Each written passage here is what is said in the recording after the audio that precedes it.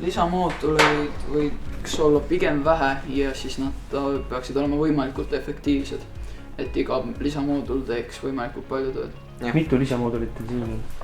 5 peaks olema. Kas 5 on okei arv, teie arvates? No võiks ikkagi vähem olla, eks me üritame rohkem kompaktsemaks ja vähemaks neid võtta. Et seega, et see tavaliselt oleneb tiimist ise. Sest näiteks meil tegime 5 mooduliga ja meil jäi 20 sekundit robotimängus üle. Aga võib-olla mõndadel on lihtsam näiteks ainult 2 mooduliga, sest neil siis ikka robot enamuse on mati peal, mitte baasis vahetustes. No lisamooduleid võib olla palju küll, aga lõpuks platsi äärde ei tohiks liiga palju võtta, et mõned võivad näiteks varuks ka olla, et näiteks mõndade ülesandete jaoks, mis ei ole veel valmis. Aga iga moodul peaks tegema võimalikult palju ülesandeid ära, nii et väga palju neid olla siiski ei tohiks. Võimalikult vähe. Et see kõik vahetamine võtab jällegi aega, et mida vähem, seda parem on. Me arvame, et võiks olla 4 moodulit. 4, jah.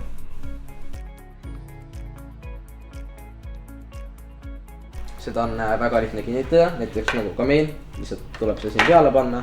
Ei ole vaja mingeid asja sisse lükata ja lihtsalt läheb sinna peale. No heaks mooduliks teeb kindlasti töökindlus ja lihtne kinnitus, et platsi järgi läks kõik sujuvalt ja mitte midagi ei saaks halvasti minna. Kindlasti tähelepanu ka hammasratastele, et kui valida mõnda teist tüüpi hammasratast, siis võib loks minna suureks ja ka kui paned moodulid robotile peale, siis ei pruugi hammasratas ühtida robotile oleva hammasrattaga. Ta peab olema lihtsasti kättesaadav ja külge panetav, et kuna kõik on aja taga siis kinni, siis tuleb kõik võimalikult lihtsalt see moodul sinna külge saada panna ja ära ka võtta.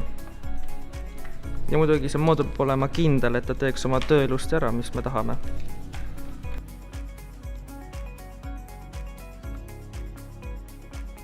Meie robotil on siis ülekanne pealpoolt, et kiiremini moodulit ühendada mootoritega, et paned peale ja ongi valmis, et ei ole mingit lisaliigutusi vaja teha, et jah.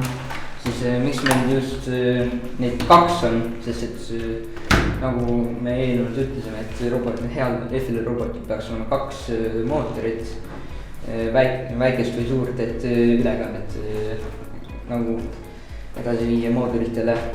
Ja miks meil just need keskel on, sest et muidu meil ei mahuks mootorid, just need väikse mootorid ei mahuks kere sisse ja robot läheks laiemaks ja oleks ebamugav selle platsidel sõita. Ja igal moodulil on siis ka veel lisaülekanded mingite kindlate tegevuste sooritamiseks või ka hammasratid. See siin ei ole valmis, ehk siis siin peaks olema hammasratas, mis keerab ja siis tõstab seda. Ja siin on ka, mis on valmis. Ehk siis hammasratastega. Hammasratas keerleb ja siis liigutab hammasratti üles alla.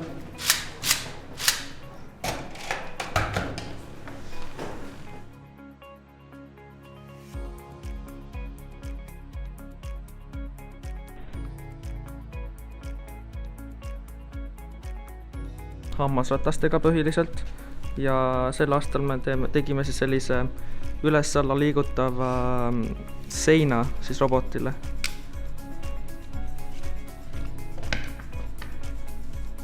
Ja EV3-ga on ka üks selline lahendus? Jah, selline. Et siia jah, samamoodi põhimõtteliselt see käib üles-alla nagu kroona moodi asi. Et siia vahele käivad ka samad moodulid, et paadki siia vahele ja seal sõita, et lihtne ja pole mingit raskusi.